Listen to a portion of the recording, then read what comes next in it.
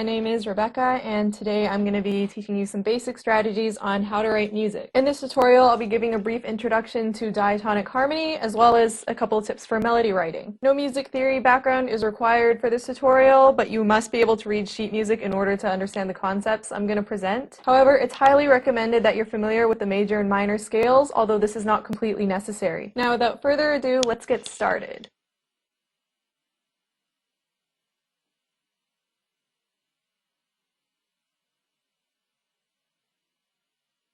So what I have here in the first line is a C major scale, so it's basically an octave from C to C, divided into 8 different notes where you play each note in between the 2 C's once. So when I play it, it sounds like this.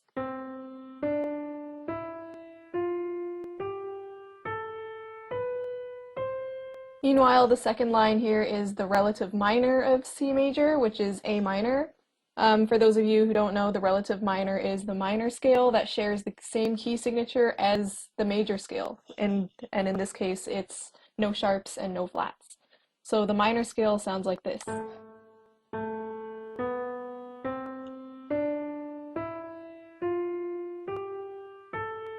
Now in both these scales, what I've done is I've numbered each note with a number.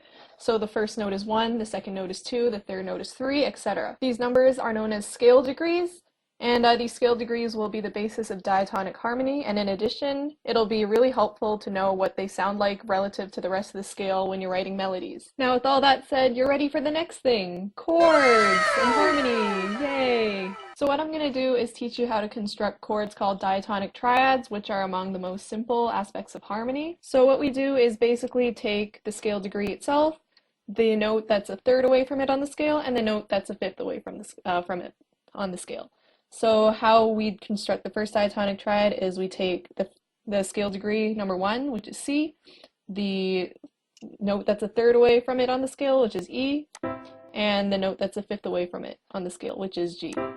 Similarly, for the second chord, which starts on D, you take the scale degree itself, which is D, the scale degree, the note that's a third away from it on the scale, which is F, and the note that's a fifth away from it on the scale, which is A. So this chord will have D, F, and A. So here I've repeated the process from before with the rest of the major scale as well as the minor scale. You might notice each triad is now represented by a Roman numeral from numbers 1 to 7. This top chord here is just a repetition of the first chord, but an octave higher, so it's also labeled as 1. These Roman numerals correspond to the scale degree that's at the bottom of each chord. So for example, in the C major scale, C is the first note of the C major scale, so the C major chord is labeled as 1. Meanwhile, G is the fifth note of the C major scale, so the G major chord is labeled as 5. The Roman numerals here are either capitalized or lowercase, depending on whether the chord is major or minor, and then other symbols such as the little circle here tell if it's diminished. If you're not sure what these terms mean yet, that's okay. I will cover them in another video. But with that said, we've just finished the second part out of 4 of this tutorial, so yay again! Anyway, here's just this random meme that I find pretty funny. It's a pretty nice 10-second break before I start talking about melody writing and chord progressions. Alright, and we're back. So now I'm going to talk about chord progressions. I'm only going to touch on this briefly because I'll cover most of it in my next video, because this one will focus more on melodies. So anyways, chord progression is basically when you take any of these chords and string them together in any order to make it sound nice. So a really common one is 6-4-1-5.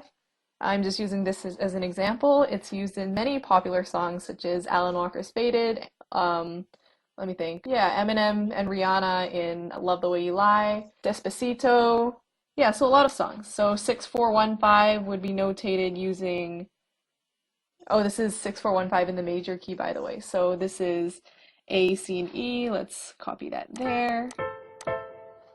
4, F, A, C. So let's put that there. 1 is C, E, G. Oops. And 5 is G, B, D. And then when you play that, it sounds like this.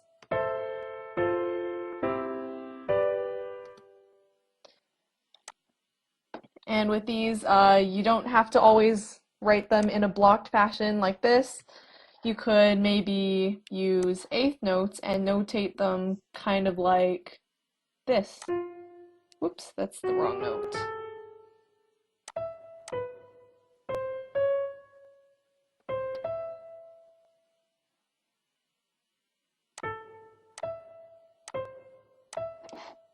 Or maybe like this. Oops, that's...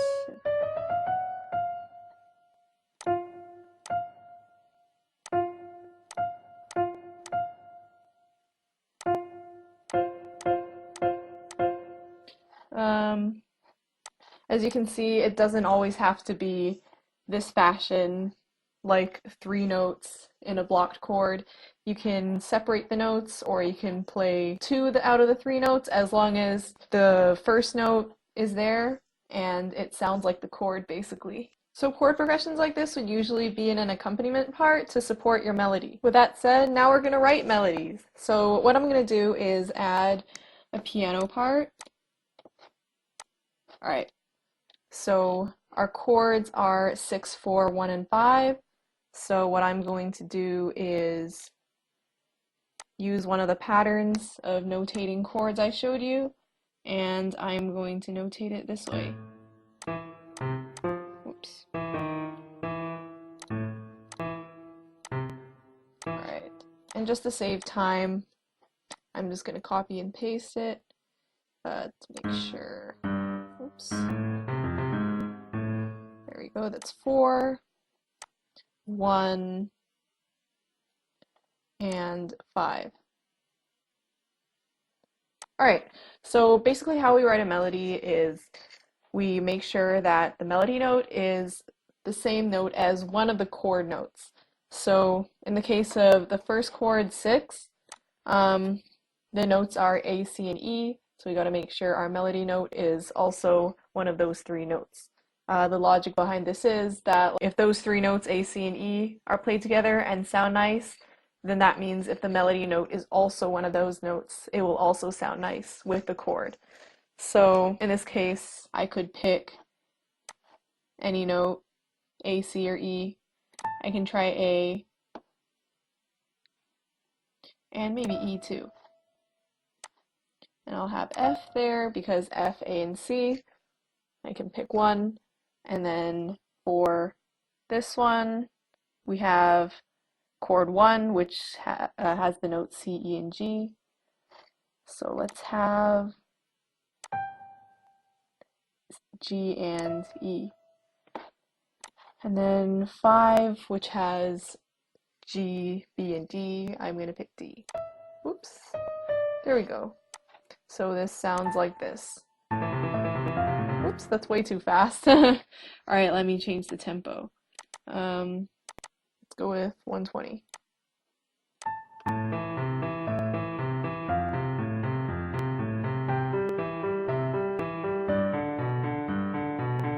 Another example of this progression would be Faded by Alan Walker, which I have right here.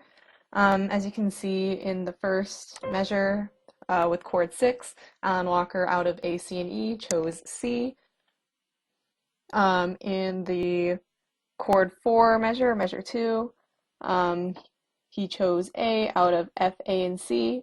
In the third measure, where the chord is 1, he chose E out of C, E, and G, and in the final measure, he chose B out of G, B, and D.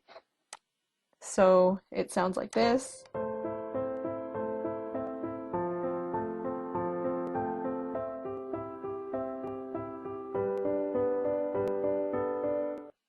And that's basically how you write a melody.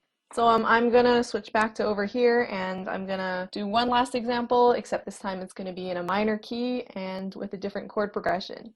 So I'm gonna scroll up so you can see the minor scale and all the chords. So I'm going to be writing a melody in A minor with the chord progression 1, 6, 4, 5. So same chords as before, but in a different order.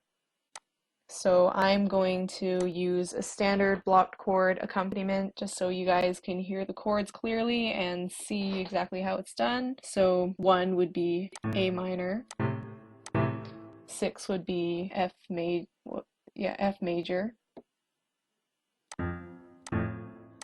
4 would be D minor. Yeah, right there. And 5 would be E. So, and then I'll talk about this in my next video, but oftentimes when you use chord 5 in the minor key, use sharp scale degree 7, so it makes a major chord instead of a minor chord. So in that case, it would be this note right here, which is G. So I'm going to write a melody. In here, I will choose, I will choose A.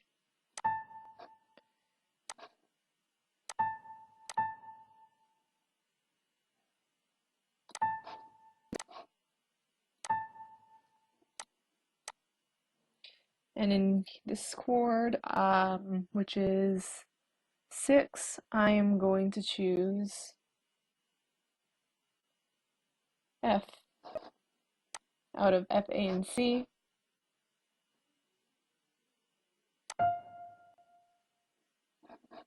Oops. Actually, I like this rhythm for here as well, but I just want it on F.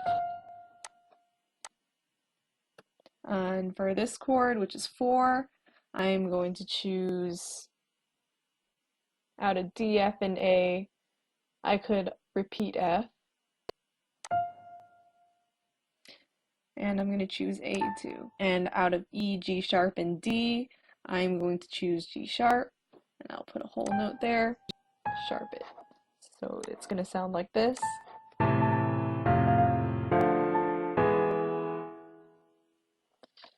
Maybe if we played it slower, it'll sound a bit better.